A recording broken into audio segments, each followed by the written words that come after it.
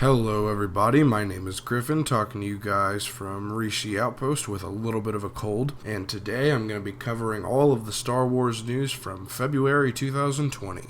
To jump right on into it, Disney CEO Bob Iger stepped down last month, and Bob Chapek is taking his place. I think this will probably have huge implications for Star Wars movies in the future, but due to the closed-door nature of how those big decisions are made, I doubt we'll really know exactly what this change in leadership means for Star Wars. I feel like I should have more to say about this since it's such an important role in the parent company that will directly affect the franchise, but there really isn't much more to it just yet.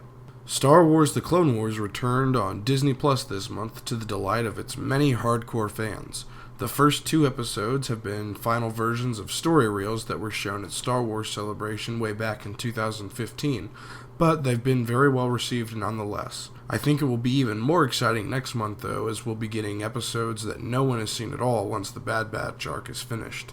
The biggest story of the month, however, was easily the new details we got for the mysterious Project Luminous multimedia project, and it was interesting. I think that the info that was most surprising to me is that there are no movies, shows, or games in development that are related to these books and comics. I think some people are probably disappointed by this, but personally I'm not, because many of my favorite Star Wars stories are exclusively books and comic series, such as the Republic comic book series and the New Jedi Order book series. It was also interesting to me that many of the authors are switching up the kind of story they're writing compared to what they normally do for Star Wars. Charles Soule, who has been heavily praised for his Star Wars comic books, will be writing a novel called Star Wars The High Republic Light of the Jedi, and that book is the first of the series to be released, and it will be coming out on August 25th. Cavan Scott, who wrote the audio drama Dooku Jedi Lost, will be writing a comic book series. Daniel Jose Older, who wrote the novel Last Shot, will be writing a young reader comic book series. We don't know when either comic series will begin releasing. Claudia Gray, on the other hand, will be sticking to her usual medium, writing a YA novel titled Into the Dark. That book will be released on October 13th. Justina Ireland will also be sticking to her usual medium, writing a junior novel called A Test of Courage, which will be released on September 8th. With all that being said, I wasn't thrilled with what we learned regarding Project Luminous. Unsurprisingly, the time period this was revealed to take place in is the newly branded era of the High Republic, which is 200 years before the prequel trilogy, which oddly is a time the Republic is described to be less expansive and not as powerful as it is by the time of the prequel trilogy. This is in an era where nothing exists in either the canon or Legends continuity. The problem, in my opinion, is there's a reason for that. It's between the time of Darth Bane establishing the Rule of Two and Palpatine's rise to power. The Jedi are supposed to be growing complacent as there isn't a major threat for them to face. The Republic is supposed to be growing corrupt because it's so powerful. Now, I think any era of Star Wars can have interesting things happen and have interesting stories to be told, but I don't think this era lends itself very well to being the setting of a massive multimedia project that is supposedly telling a large epic story. I understand the impulse that the writers and the story group had looking at all the material out there in canon and Legends and thinking this is where they have the most freedom, but that doesn't change the fact that this era probably isn't the best for what they're trying to do.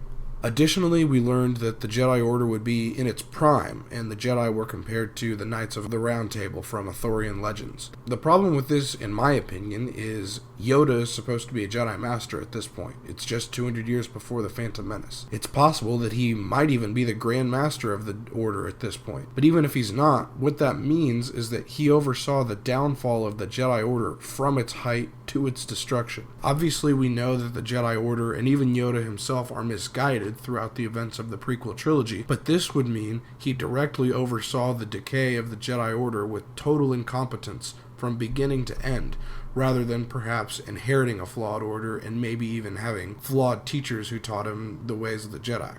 The main villains in this High Republic era are called the Nile. They're compared to Vikings. It looks like they're a group that comprises many different alien species. Honestly, I don't have a lot to say about them. We don't know very much about them yet. But from what we've got so far, they don't sound particularly interesting to me. They have a rather concerning motto: we can't take it with you, but we can take it from you. And I think the cringe is real on that one, and it doesn't really make sense. I'm not really sure what they were thinking when they wrote that one. It was also interesting, and not necessarily in a good way to me, that hyperspace travel is going to be different, they say. Considering there's a 25,000 year history of the Jedi, I think that a mere 200 years would see relatively little change in something as basic to the galaxy as hyperspace travel. To me, overall, it kind of feels like these authors wanted to do the Old Republic, but since that has already been done, they chose to put the Old Republic thousands of years closer to the Skywalker saga.